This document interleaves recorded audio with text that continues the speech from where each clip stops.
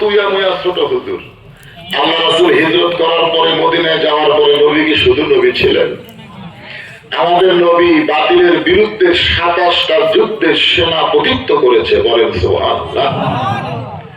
আমাদের নবী মদিনায় শুধু নবী ছিলেন না, মদিনার রাষ্ট্রপতি ছিলেন, বলেন সুবহানাল্লাহ। এখন সেই নবীকে শুধু নবী হিসাবে মানতে চাই, নেতা হিসাবে গ্রহণ করতে চাই না। আমাদের নবীকে শুধু নবী, আমার নেতা তোমার নেতা। এই মাসের নাম কি মাস? রজব মাস। এই মাসে আমাদের নবীকে আল্লাহ তাআলা আরশে নিয়ে গেছিলেন, সুবহানাল্লাহ বলেন। আরশে নিয়ে গিয়ে নবীকে আল্লাহ তাআলা একসময় জান্নাত দেখার তৌফিক দিয়ে দিলেন। জীবিত অবস্থায় জান্নাত দেখা এটা কেবলমাত্র আমাদের নবীর পক্ষে সম্ভব হয়েছে, বলেন সুবহানাল্লাহ।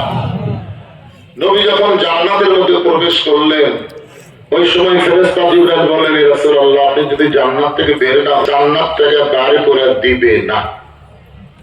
কারণ জান্নাতের একটা নিয়ম আছে। কি নিয়ম? আল্লাহ বলেছেন, ফাদখুলুহা খালিদিন। কেউ যদি একবার জান্নাতে প্রবেশ করে, আল্লাহ তাকে চিরস্থায়ীভাবে জান্নাত দিয়ে দেয়। আপনি যদি বের না হন, আল্লাহ আপনাকে বাইরে করে দিবে না। ওই সময় আমাদের নবী কি বলেছেন জানেন? আমাদের নবী বললেন, জিবরাইল, আমি নবী আমার জন্য নই, আমি নবী হলাম আমার উম্মতের জন্য। হযরত বেলাল একসময় নবীকে প্রশ্ন করলেন, ইয়া রাসূলুল্লাহ, আমরা যখন কবরে যাব তখন মুনকির নাকির আমাদেরকে 3টা প্রশ্ন করবে। কয়টা? কিন্তু আপনি যখন কবরে যাবেন আপনাকে কয়টা করবে? তা আল্লাহ রাসূল বললেন, বেলাল, তোমার ধারণা কি? বেলাল বলেন, হুজুর, মনে হয় 2টা করবে। রাসূল বললেন, কোনটা বাদ দিবে? তো বেলাল বললেন, আমার নবীও চাই এই প্রশ্ন আপনাকে করবে না, কারণ আপনি নিজেই তো নবী। আল্লাহ রাসূল বললেন, বেলাল, যারা মৃত্যু বরণ করে মুসলমানের ভিতরে কবরে যারা যাবে তাদেরকে 3টা প্রশ্ন করবে। ধরে কোন কয়টা? কেউ বলেছেন 4টা, কেউ বলেছেন 5টা, যাই হোক 3টাটাই সহি। কিন্তু আমার যদি মৃত্যুই না হয় তাহলে প্রশ্ন কেমনে হবে? এখন এই নিয়ে আমাদের মধ্যে একটা ফিতনা আছে। অনেকে বলে নবী মারা গেছে, আর অনেকে বলে নবী শুয়ে আছেন, অনেকে বলে নবী ঘুমায় আছেন। আমাদের মুসলমানের মধ্যে ফিতনা আছে না নাই? এখন আমরা নবীর উম্মত হয়ে নবীকে যদি বলি মরেই গেছে, তাহলে নবীর টুপি আমাদের মাথায় কেন? নবীর সুন্নাত দাড়ি আমাদের মুখে কেন? ইমাম মালিক রাহমাতুল্লাহ বলেন, নবীকে জিন্দা তারাই বিশ্বাস করে যারা নবীর আদর্শ গ্রহণ করে। বলে সুবহানাল্লাহ। এই জন্য আমরা সেই নবীকে একটু জিনিস বুঝে একটু খেয়াল করি। আল্লাহ নবী বললেন, জিবরাইল, আল্লাহ যদি আমাকে জান্নাতে থাকার জন্য বলতেন তাহলে আমি জান্নাতে প্রবেশ করতাম না। আমি শুধু জান্নাত দেখার জন্য প্রবেশ করেছি।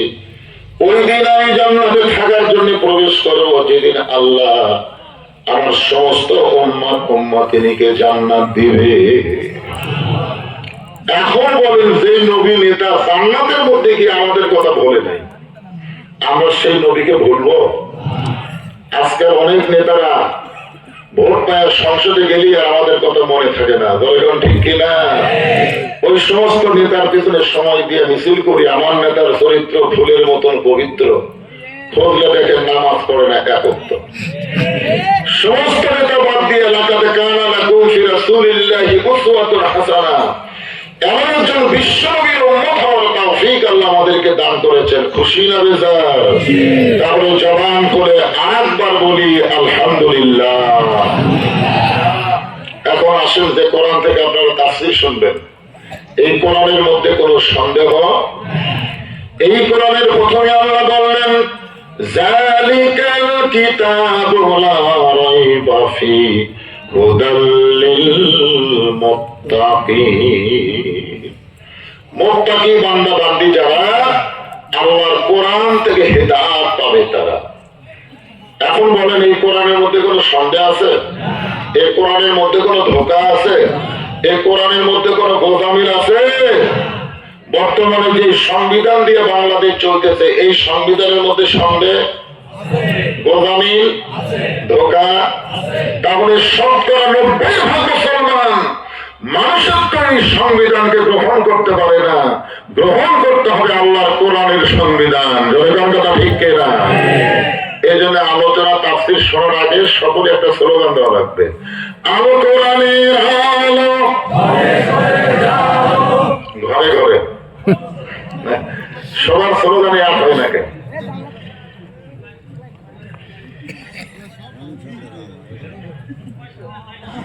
আসলে দেখতে দেখতে কিন্তু আমাদের